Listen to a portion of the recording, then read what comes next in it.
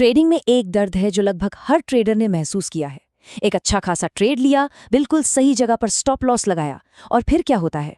Market ठीक आपके stop loss को छूने नीचे आता है, उसे हिट करता है और फिर बूम, रॉकेट बनकर ऊपर चला जाता है। आज हम इसी पहेली को सुलझाने वाले हैं। और फिर दिमाग में बस एक ही सवाल गूंजता है, आखिर मार्केट को मेरे स्टॉप लॉस का पता कैसे चला?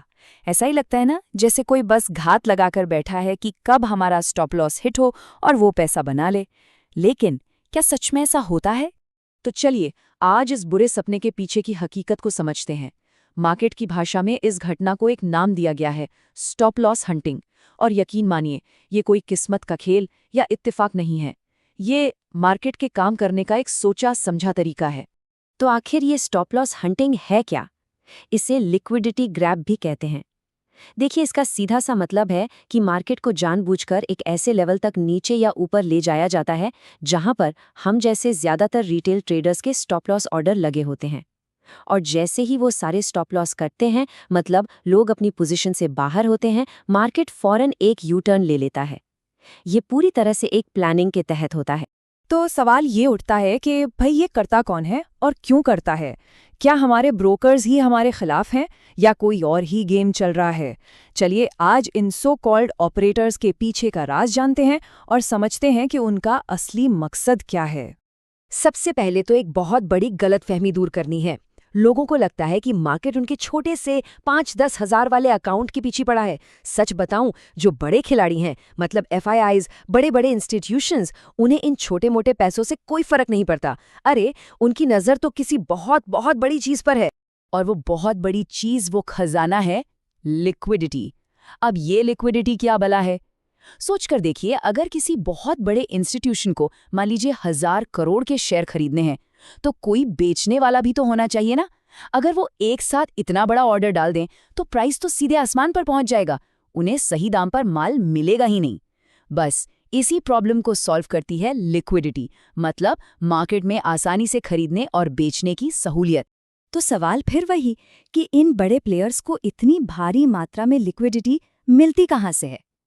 कौन है जो इनको बेच रहा है जब ये खरीदना चाहते हैं, या इनसे खरीद रहा है जब ये बेचना चाहते हैं? जवाब बहुत सीधा है। ये लिक्विडिटी उन्हें मिलती है हम जैसे रिटेल ट्रेडर्स से। कहाँ? ठीक हमारे स्टॉप लॉस लेवल्स पर।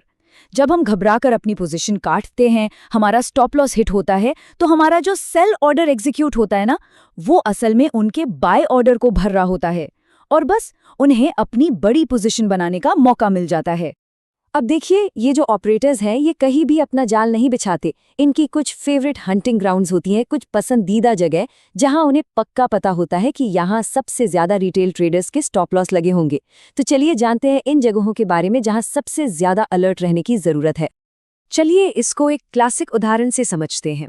मान लीजिए बैंक निफ्टी 44,000 के एक बहुत जरूरी सपोर्ट लेवल पर खड़ा है। अब यहाँ पर गेम कैसे होता है, देखिए। स्टेप 1, लालच। एक जोरदार बड़ी सी लाल कैंडल बनाकर इस 44,000 के लेवल को तोड़ा जाता है। रिटेलर्स को क्या लगता है? अरे वाह, ब्रेकडाउन हो गया, अब तो मार्केट गिरेगा, और सब पुट खरीदने लगते हैं। स्टेप 2, जाल। जैसे ही रिटेलर्स पैनिक में आकर अपनी सेलिंग शुरू करते हैं, ऑपरेटर्स दूसरी तरफ चुपचाप उनके सारे सेल ऑर्डर्स को खरीद रहे होते हैं। और फिर आता है स्टेप 3, पलकाओ। जैसे ही ऑपरेटर्स के सारे बाय ऑर्डर्स भर जाते हैं, मार्केट वहीं से एक रॉकेट की तरह ऊपर की तरफ भागता है, और जितने भी सेलर्स थे सब के सब ट्रैप हो जाते हैं। तो कौन सी हैं ये आम शिकारगाहें जहां हमें चौकन्ना रहना है? पहला, पिछले दिन का हाई और लो, जिसे PDH/PDL कहते हैं। दूसरा, जो बड़े बड़े राउंड नंबर होते हैं, जैसे निफ्टी 20,000 पर या बैंक निफ्टी 45,000 पर। तीसरा, मार्केट खुलने के जो शुरुआती 15 मिनट होते हैं ना, 9:15 से 9:30, उस टाइम पर वॉलेटिलिटी बहुत ज़्यादा होती है। और चौथा, जो किताबों में पढ़ाए जाने वाले सपोर्ट और रेजिस्टेंस लेवल होते हैं, वो भी इनके निशाने पर रहते हैं। ठीक है, तो अब हमें ये तो पता चल गया कि ये जाल बिछते कहाँ हैं, पर सबसे बड़ा सवाल, इनसे बचे कैसे? आखिर शिकार बनने से खुद को बचाने के लिए किया क्या जाए? देखिए, एक नियम है, रूल नंबर 1, जिसे हमेशा के लिए याद रखना है। कभी भी चलती हुई कैंडल में कूदकर ट्रेड नहीं लेना। हमेशा हमेशा कैंडल के क्लोज होने का इंतजार करें, चाहे वो 5 मिनट की हो या 15 मिनट की। एक बात समझ लीजिए, 90% स्टॉप लॉस हंटिंग जो होती है ना, वो कैंडल की बॉडी में नहीं, उसकी पतली सी विक यानी बत्ती में होती है। कैंडल जब क्लोज होती है तब असली कहानी सामने आती है। अब जरा स्टॉप लॉस के टाइप को भी समझ लेते हैं। एक होता है सिस्टम एसएल, जो हम अपने ब्रोकर के सिस्टम में लगा देते हैं। अब होता यह है कि ये ऑपरेटर्स को ऑर्डर फ्लो डेटा के जरिए दिख सकता है। दूसरी तरफ है मेंटल एसएल, मतलब एक लेवल जो हमने अपने दिमाग में सेट किया है। अगर कोई स्क्रीन के सामने एक्टिव है तो ये ज़्यादा सेफ हो सकता है, क्योंकि ये किसी को दिखता नहीं है।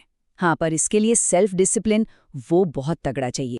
तो चलिए फटाफट से बचने के रूल्स को एक बार फिर से देख लेते हैं। पहला, कैंडल क्लोजिंग का इंतजार करना है।